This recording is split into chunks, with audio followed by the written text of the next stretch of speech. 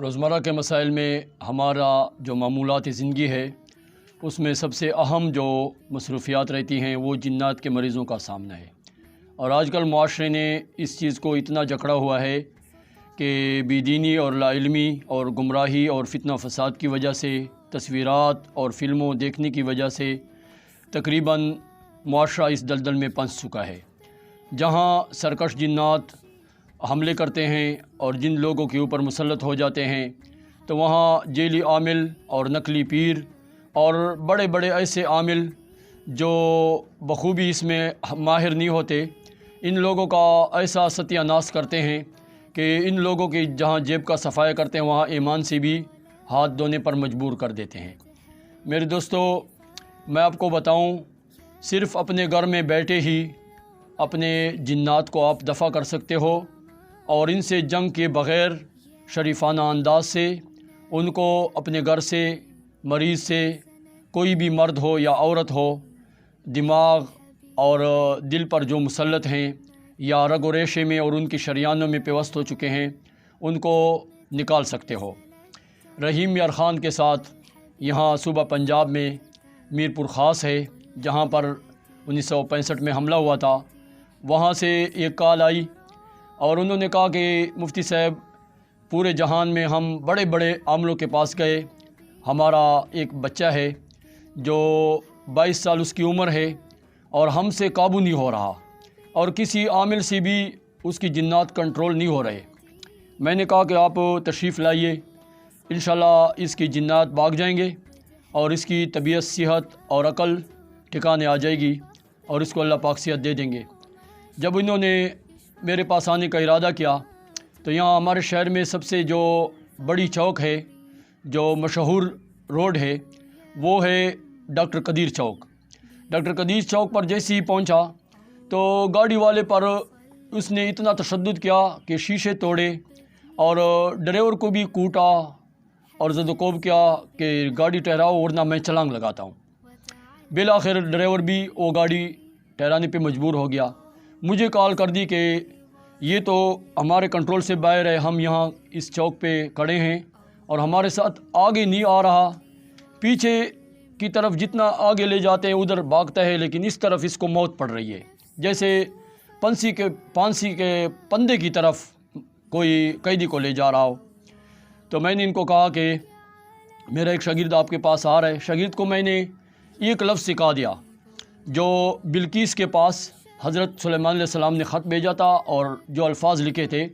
اللہ تعالیٰ علیہ واتونی مسلمین۔ میں نے شاگرد سے کہا کہ 3 دفعہ اس کے کان میں کہو، وہ اس طرف خود ہی آئے گا۔ لیکن جیسے ہی آیا تو آپ کو میں ایک بات بتا دوں، ہنسنا نہیں ہے، وہ بات یہ ہے کہ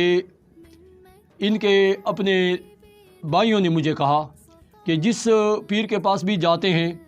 تو اس کی کتابیں، اس کا صوفہ، اس کی کرسیاں، اس کی چٹائی، رضائی، ہر چیز وہ ملیمیٹ کر دیتا ہے اور ہر چیز توڑ مروڑ کے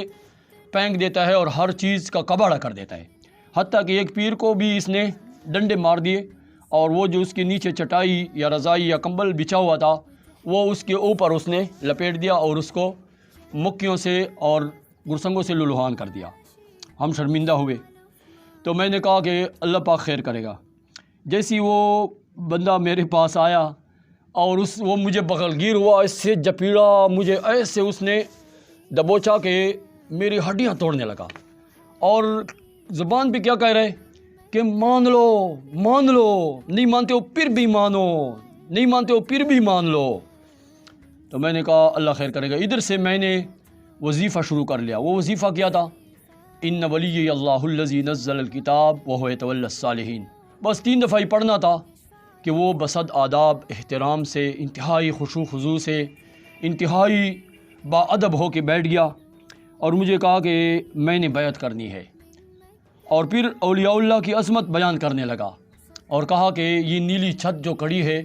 واقعی اللہ کے نیک اولیاء اور نیک صالحین اس دھرتی پہ موجود ہیں، اور ایسا نیک بن گیا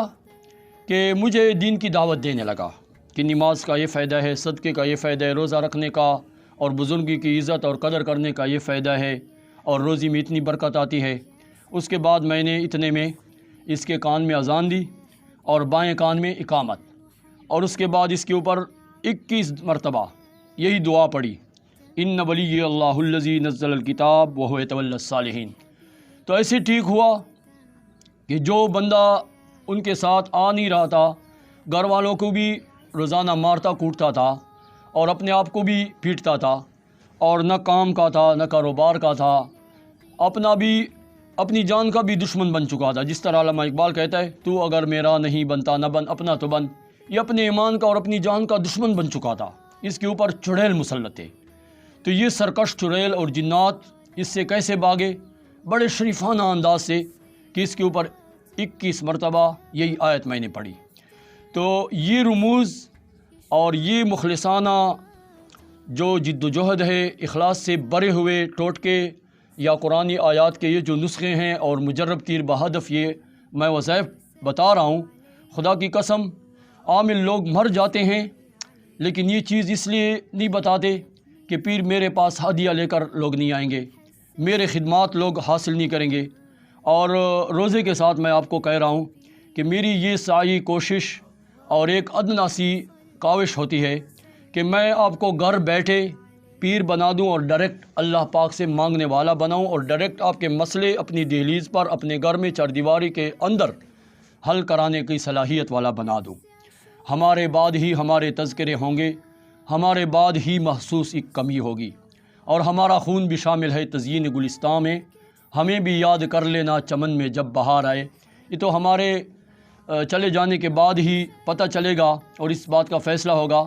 کہ ہم نے اس معاشرے کے لیے کیا مخلصانہ کاوشی کی، اور کیا ہم نے ان کے لیے مخلصانہ خدمات سر انجام دیے۔ کسی کے ہم ہدیے کے یا مال و دولت کے سرمایے کے بھوکے نہیں ہیں، ہم اخلاص کے بھوکے ہیں، اور اللہ والے لوگوں کے خلوص کو پرکھتے ہیں، دولت کے پجاری نہیں ہوتے۔ دولت آنے جانے والی چیز ہے، لیکن یہ ایک بات یاد رکھیں کہ 5 وقت نماز کی پابندی کریں۔ دوسرے نمبر پر جو خضاب لگاتے ہیں داڑھی پہ یا بالوں پہ یا ناخن پالش یا جتنی بھی وہ سرجری کراتے ہیں، جو آج کل سنا ہے پلاسٹک سرجری کرتے ہیں، اور بیوٹی پارلر میں ایسا ایک قسم کا پارلر والا ایک پلاسٹک والا چہرہ اس پہ چڑھا دیتے ہیں، جو انسان کا حسن تو بہت ہی اعلیٰ برتر و بالا ہو جاتا ہے، لیکن وہ جلی آ جاتی ہے چہرے پہ، غسل نہیں ہوتا، انسان کی جو طہارت ہے وہ نہیں ہوتی، انسان کی نماز نہیں ہوتی، دین سے ایمان سے کوسوں دور، کوئی بھی چیز تمہاری قابل قبول نہیں، بلائیں آفات بلیات سرکش جنات حملہ آور ہو جاتی ہیں، اور یہ انسان کے اوپر مسلط ہو جاتے ہیں۔ تو اس لیے پاک و صاف رہیں، نماز 5 وقت پابندی کے ساتھ پڑھیں، اور دوسرے نمبر پر یہ آیت جو میں نے آپ کو بتائی ہر نماز کے بعد 21 مرتبہ پڑھا کریں۔ آپ کے گھر میں کوئی سرکش شیاطین، جنات، چڑیل، پریاں اور کسی قسم کا دیو یا بلا نہیں آئے گی۔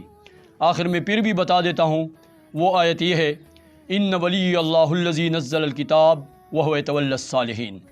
وآخر دعوانا ان الحمد للہ رب العالمین۔